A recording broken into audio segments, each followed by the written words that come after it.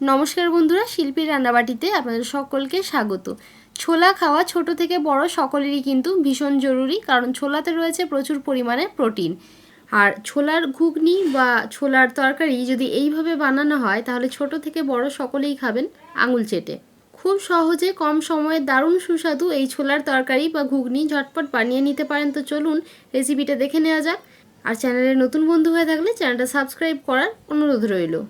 এর জন্য এখানে আমি 1 কাপ ছোলা নিয়ে নিয়েছি। ছোলাটাকে ভালোভাবে ধুয়ে ওভারনাইট বা 8 থেকে 10 ঘন্টার জন্য ভিজিয়ে রাখতে হবে। দেখুন ওভারনাইট ভিজিয়ে রাখার পর ছোলাটা ফুলে উঠেছে। আর এই যে ছোলা ভেজানো জলটা দেখছেন এটাও কিন্তু আমরা রান্নায় ব্যবহার করব, কারণ এই জলটাও ভীষণ পুষ্টিকর। আর আজ আমরা সম্পূর্ণ রান্নাটা প্রেসার কুকারে বানাবো। এজন্য এখানে একটা প্রেসার কুকার নিয়ে নিয়েছি। এবার এর মধ্যে দিয়ে দিচ্ছি ভিজিয়ে রাখা ছোলা আর জলটাও সাথে দিয়ে দিলাম। একটা বড় সাইজের আলু খোসা ছাড়িয়ে এইভাবে 4 টুকরো করে কেটে নিয়েছি, এই আলুটা এর মধ্যে দিয়ে দিলাম। আর যদি আপনারা ছোট সাইজের আলু ব্যবহার করছেন তাহলে 2 টুকরো করে দুটো দিয়ে দিতে পারেন। খুব ছোট ছোট টুকরো করবেন না, তাতে আলুটা গলে যেতে পারে। দিয়ে দিচ্ছি একটা মাঝারি সাইজের পেঁয়াজ কুচি, একটা মাঝারি সাইজের টমেটো কুচি, আর দিয়ে দিলাম 2টো কুচনো কাঁচা লঙ্কা, তবে ঝালটা নিজেদের ইচ্ছে মতো আপনারা কম বা বেশি দেবেন।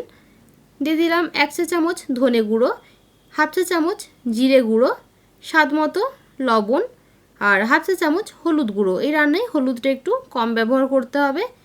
আর দিয়ে দিলাম 1/2 কাপ পরিমাণে জল। জল প্রয়োজন হলে পরে আবারও দেওয়া যাবে, তাই অল্প পরিমাণ জল দিয়ে ছোলাটা সেদ্ধ করে নেব। হাই ফ্লেমে 4টা হুইসেল দিয়ে আমি ছোলাটা সেদ্ধ করে নিচ্ছি, তবে সেটা ছোলার উপরও নির্ভর করে, তাই যেভাবে আপনারা ছোলা সেদ্ধ করতে আপনাদের জটা হুইসেল লাগে সেইভাবে আপনারা সেদ্ধ করে নেবেন। ছোলাটা যতক্ষণে সেদ্ধ হচ্ছে আমরা একটা ফোড়নের জন্য গোটা মশলা রেডি করে নেব।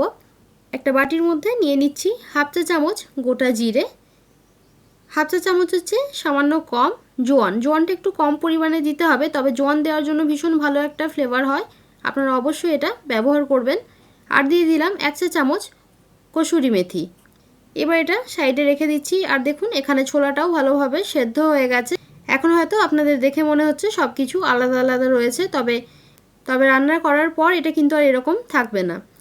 দেখুন ছোলাটা খুব ভালোভাবে সেদ্ধ হয়ে গেছে। এবার আলুগুলো হাতার সাহায্যে এইভাবে একটু কেটে নিচ্ছি।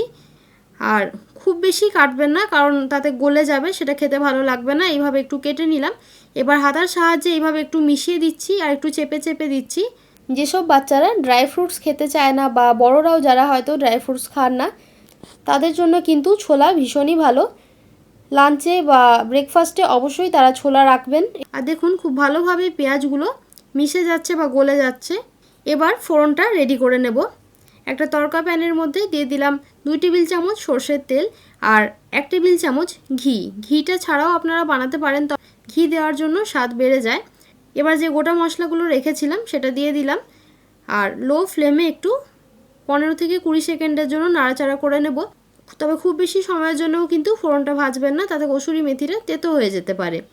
এবার গ্যাসের ফ্লেমটা অফ করে দিলাম আর দিয়ে দিচ্ছি 1 চা চামচ কাশ্মীরি লঙ্কার গুঁড়ো। এটা খুব সুন্দর কালারের জন্য, তবে আপনারা যদি কালার চাইছেন না, বাড়িতে এমনি হেলদিভাবে খেতে চাইছেন, তাহলে কাশ্মীরি লঙ্কার গুঁড়ো ছাড়াও বানাতে পারেন, তাতেও স্বাদ একই রকম থাকবে। কাশ্মীরি লঙ্কার গুঁড়ো এটা দেওয়ার সময় অবশ্যই গ্যাসের ফ্লেমটা অফ করে তারপর দেবেন। ফোড়নটা তরকারির মধ্যে দিয়ে দিলাম আর গ্যাসের ফ্লেমটা আবারও অন করে দিয়েছি। এবার ভালোভাবে মিশিয়ে নিচ্ছি আর ঢাকা খুলে 2 থেকে 3 মিনিটের জন্য একটু ফুটিয়ে নেব। আর এই সময় ঝোলের পরিমাণটা বা গ্রেভিটা আপনারা চেক করে নেবেন, প্রয়োজন হলে আরেকটু জল দিয়ে দিতে পারেন। আর যদি খুব বেশি পাতলা থাকে তাহলে একটু হাই ফ্লেমে ফুটিয়ে নিতে পারেন।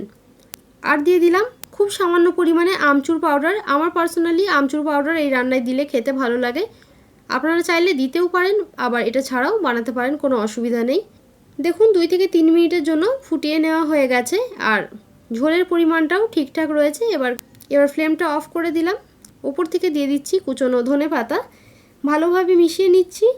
আর এই তরকারিটা বানানোর 5 মিনিট পর যদি সার্ভ করা হয় তাহলে কিন্তু আরও ভালো কালার আসবে। আর ভীষণই স্বাস্থ্যকর প্রোটিনে ভরপুর ছোলার ঘুগনি বা ছোলার তরকারি রেডি হয়ে গেছে। এটা সব কিছুর সাথেই খেতে ভীষণই ভালো লাগে। এইভাবে অবশ্যই একবার আপনারা বানিয়ে দেখতে পারেন। কেমন লাগলো কমেন্ট করে অবশ্যই জানাবেন। আর আরও এই ধরনের রেসিপি পাওয়ার জন্য চ্যানেলটাকে সাবস্ক্রাইব করতে ভুলবেন না। দেখা হবে আবারও একটা নতুন রেসিপি নিয়ে। ততক্ষণের জন্য ভালো থাকবেন, সুস্থ থাকবেন। ধন্যবাদ।